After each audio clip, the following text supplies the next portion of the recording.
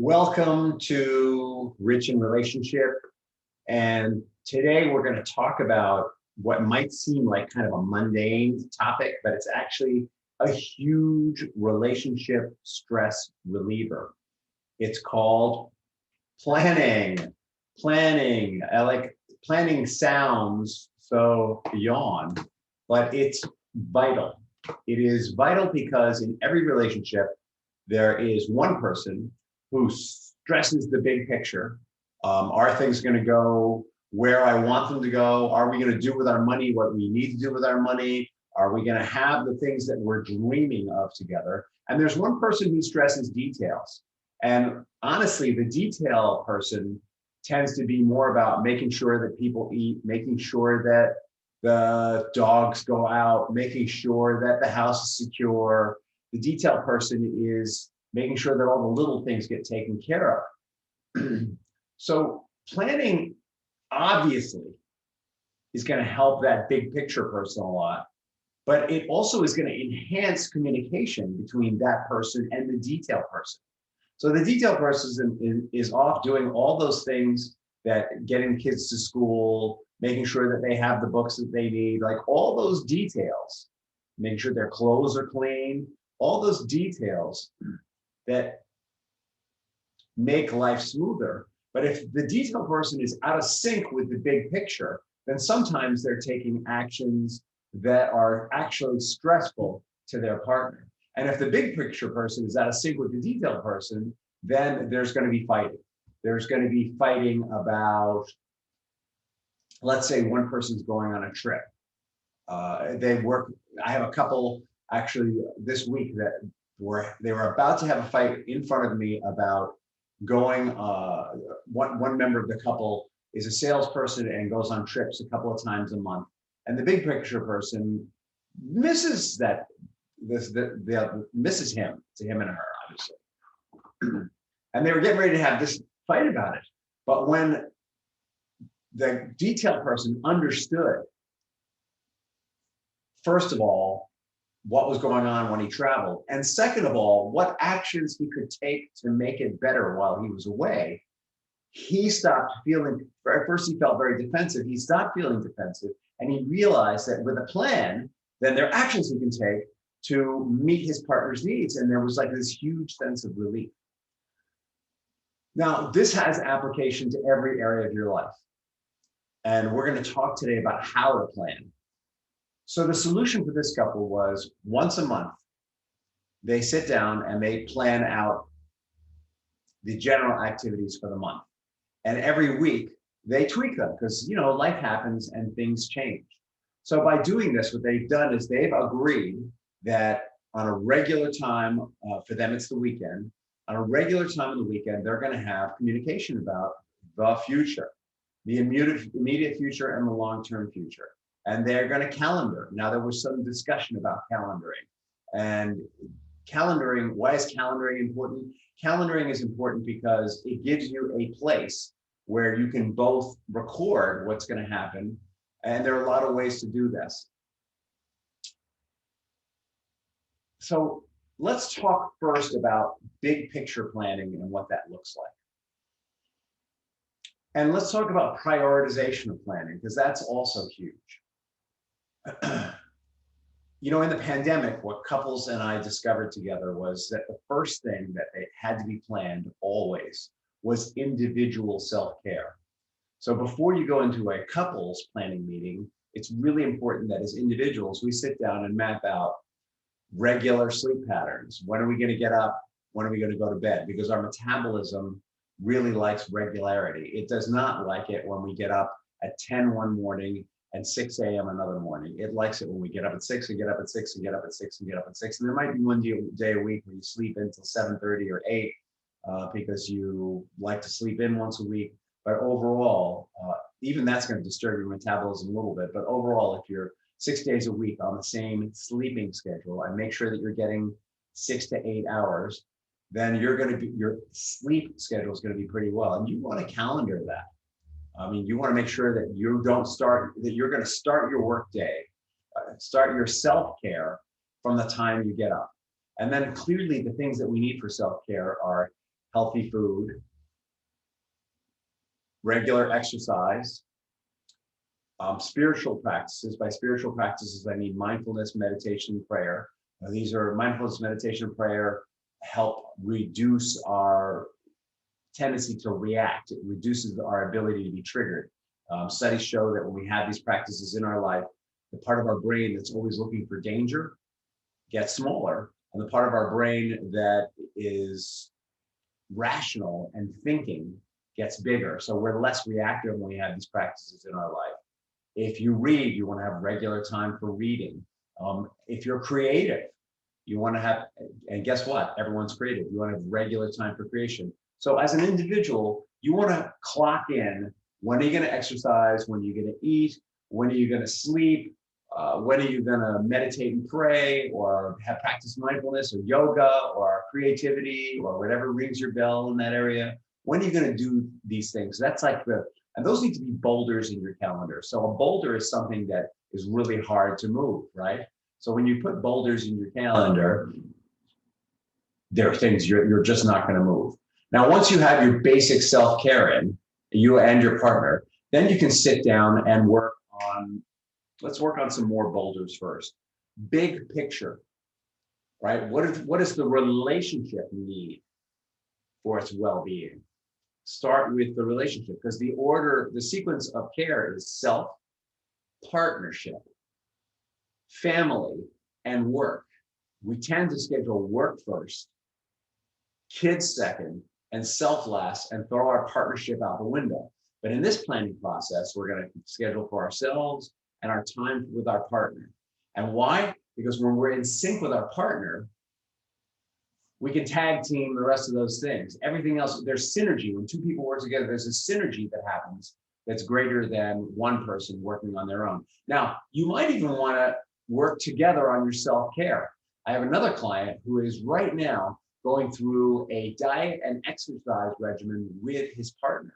And it's really bringing them closer together. They're eating the same, they're on the same diet, they're losing weight together, they're exercising together, and they're building each other's resolve, and they're building this habit together. It's really super cool. So you could theoretically plan your self-care with your partner, but self-care has to be number one.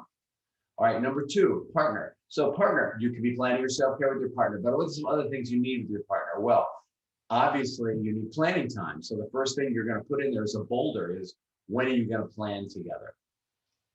The second thing, and that's going to be a once a week experience, and once a month you're going to go, what's going to happen in the coming month. And I would recommend even having like an annual plan. So maybe once a year you're going to sit down and you're just going to calendar in special time together. That once a season you're going to spend a weekend together. That once on Wednesday nights you're going to have date night, or Thursday nights, or whatever. Or maybe you're going to have breakfast on certain days. But calendar that stuff in together, lock it down. Maybe you're going to think about, in that 1 year review, all right, the house is going to need some painting. When are we going to have it painted?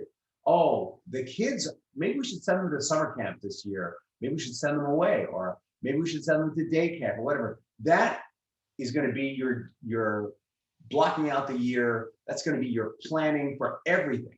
If you're an entrepreneur, you're going to block in your work stuff.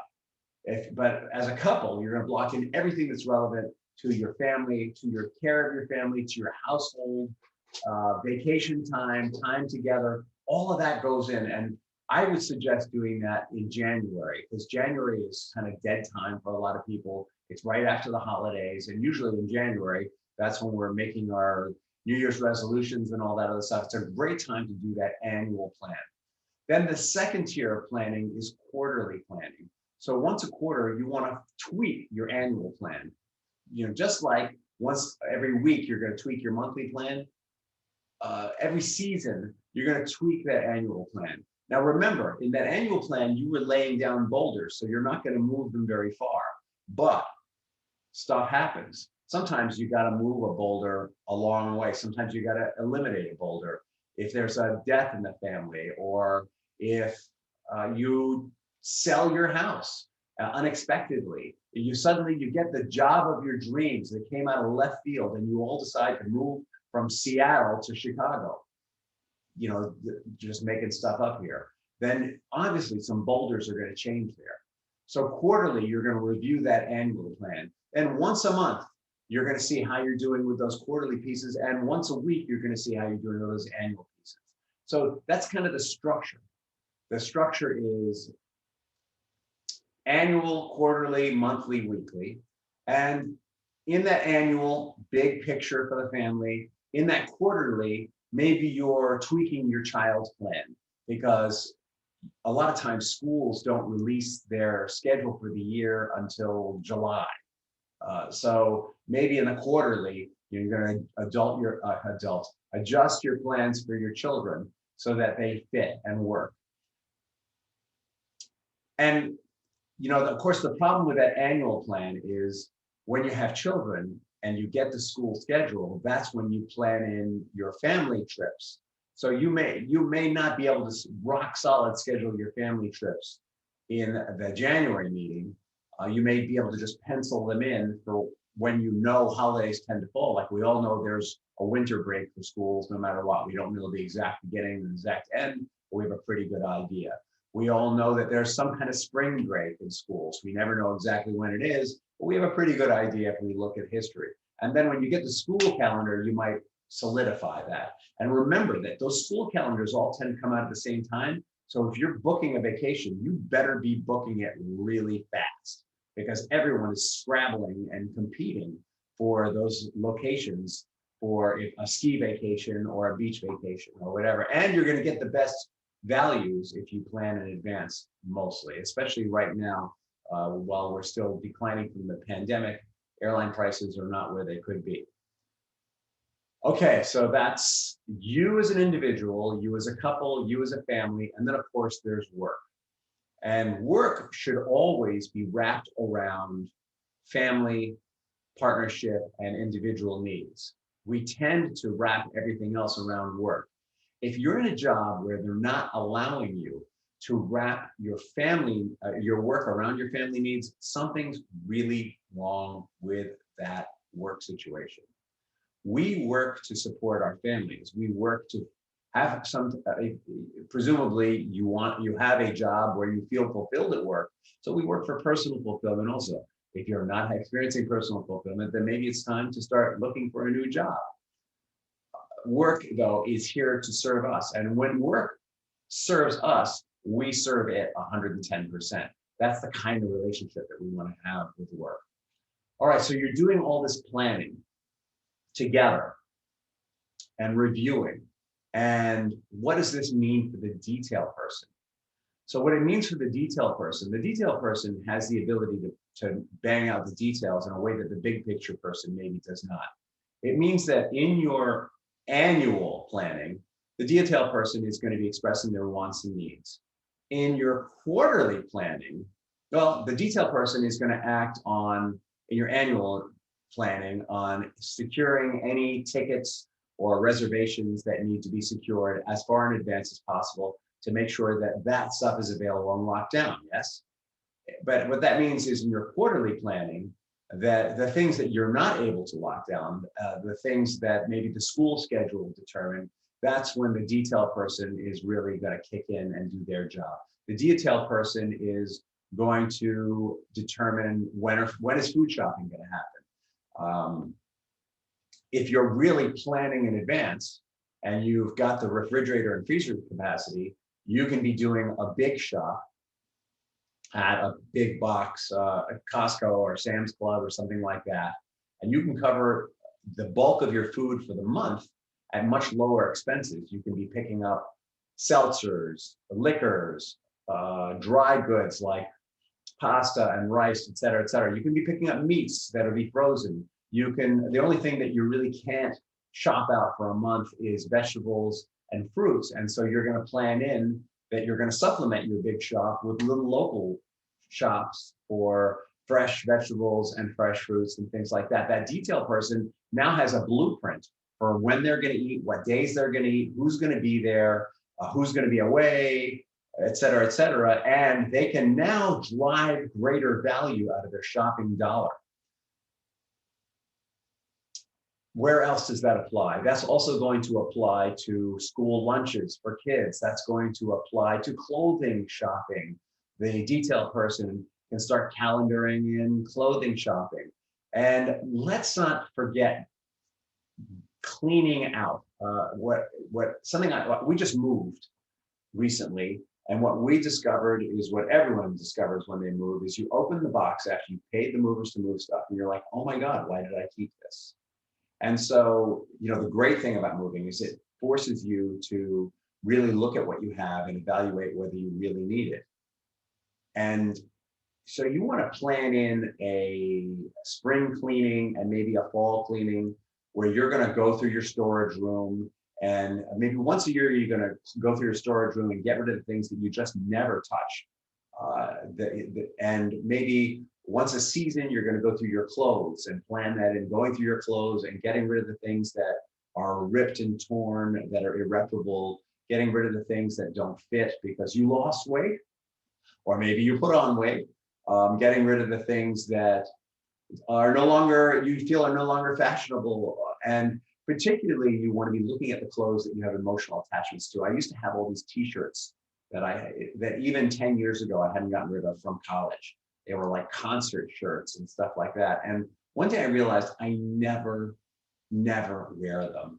And it was really hard to get rid of them, but I did. And when I got rid of them, that opened up space for a new experience. And so that's the thing to remember is when we don't plan in time to let go,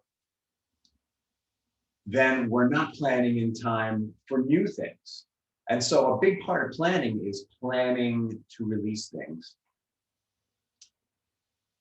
Once a year, maybe you want to go through your household furniture and look at it and decide what you want to do about it. If you have children, this can be complicated. I had one friend who, when they had children, they basically got rid of all their good furniture. They sold it off, and they just accepted that the furniture was going to be trashed because that's what children do. And until the children were grown up and moved out, they had pretty much the same old tired furniture. Maybe they replaced something that really was not great. And then when the children grew up and left, that was when they redecorated their home and beautified it. Now, if that's not you, if you just can't live with that, I got to tell you, I couldn't live that way. But there are things that just had to be replaced, even while we had children. And very recently, we converted to being empty nesters, and there was a ton of things that we got rid of and redecorated, keeping in mind that we don't have that kind of stress on our furniture anymore. You do want to look at your home on at least an annual basis, and you want to assess, is the furniture adequate? Is it decorated the way you want? Is it time for a big change? Is it time to redecorate the house? Is it time to renovate the house? Is our home really meeting our needs?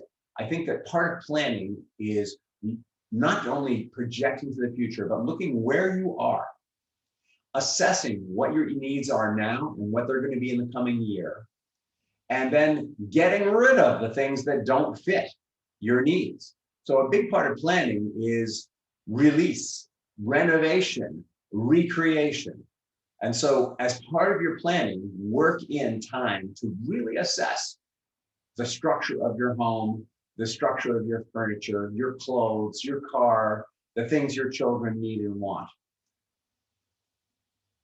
When you do this, you're going to take a lot of stress off of the big picture person. Big picture people, they need to know that things are going to be a certain way. They can't stand rapid fire, sudden change. They want to know in advance that change is happening. So you're going to minimize stress on that person.